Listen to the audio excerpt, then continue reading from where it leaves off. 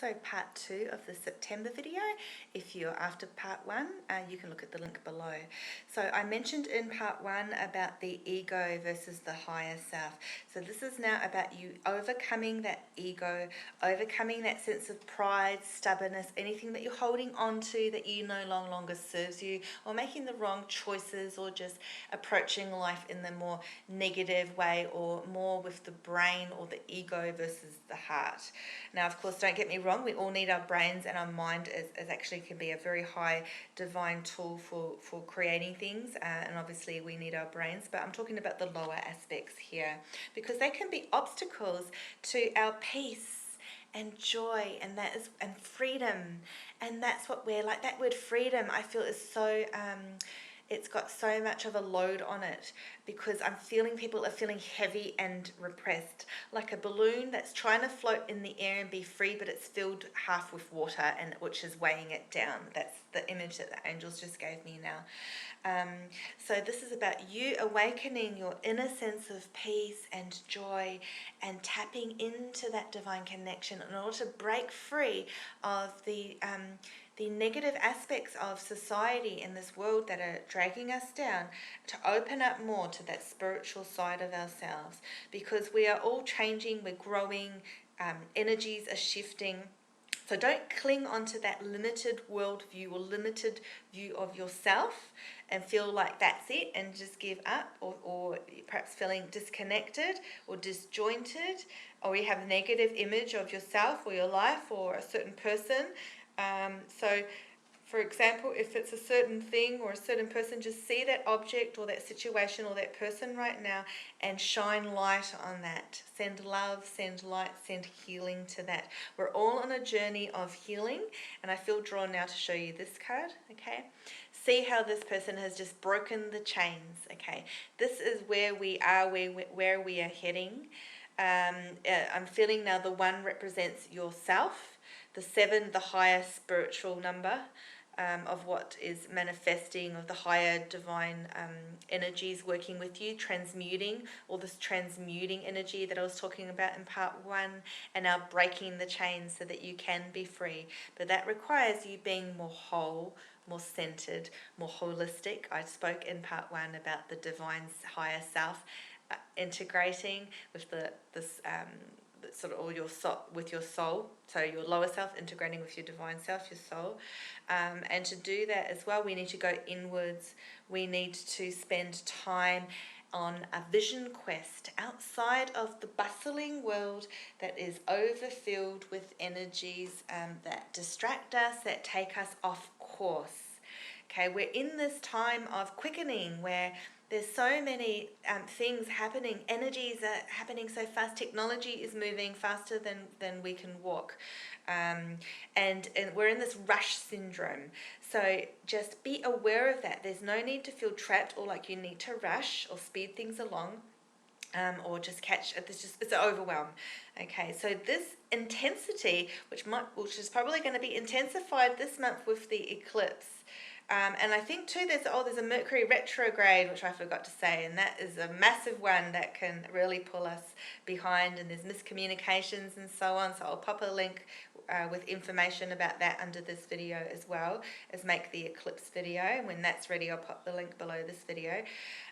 So intensity, okay? So we need to break free of that, or let that energy serve as a way to grow, heal, and transmute. So there is noise in the surrounding environment, and this non-stop thinking that we do, that monkey mind that I spoke of when I talked about the Chinese animal of the year being the monkey. And with that, there's the monkey mind, okay, that crazy, endless noise in your head.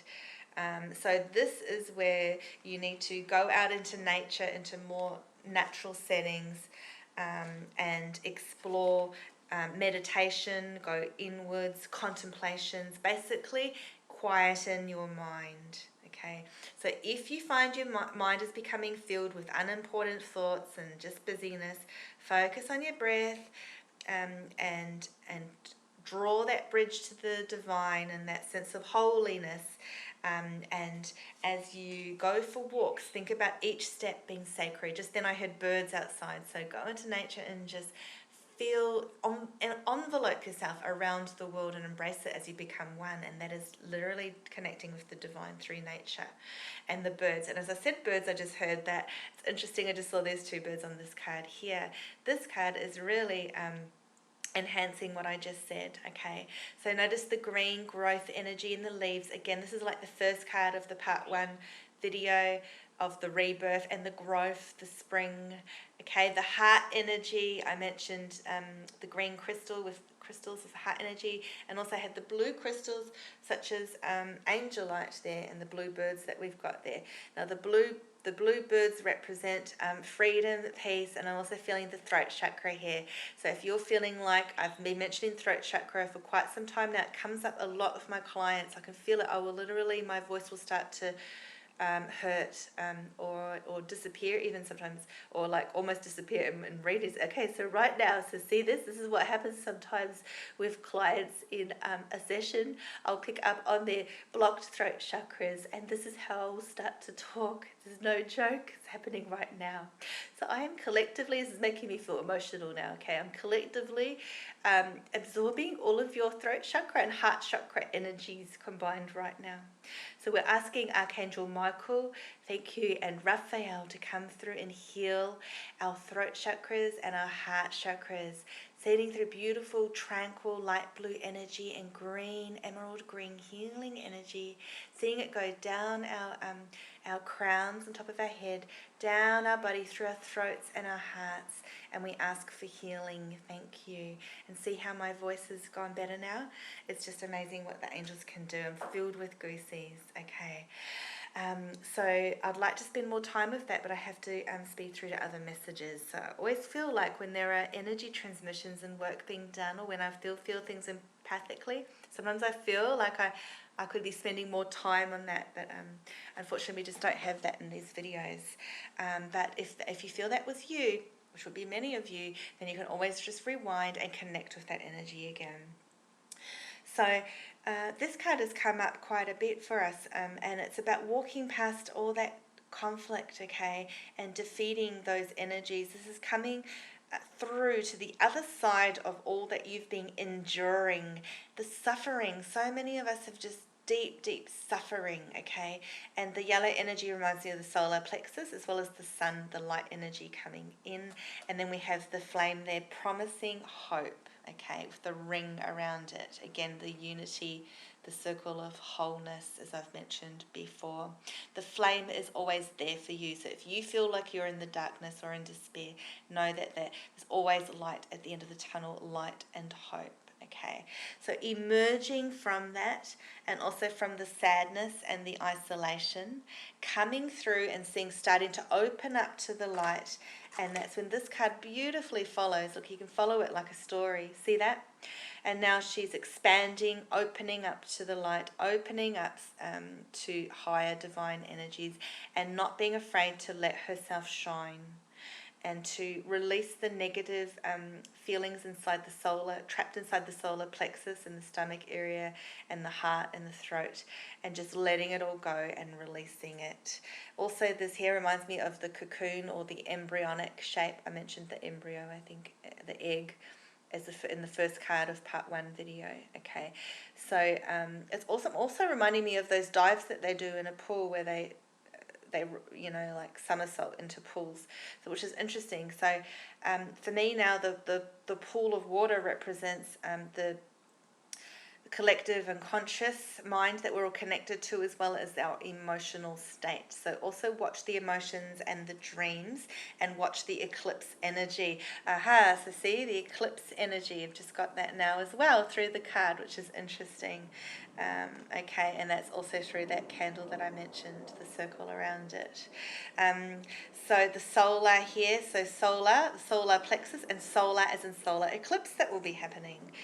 So that's how the angels work. See how the symbols just sort of pop through and enhance messages. So to sign off, I'm reminding you to connect with through the meditation. Also, I mentioned in the other video, I think, the amethyst as a powerful psychic protection, psychic opening of the third eye stone. So you can tap into a higher wisdom and open up your third eye. Amethyst is a wonderful stone to work with, and probably it's always been my favorite crystal, although I have new favorite ones too. And tapping into your intuition, okay, going inwards.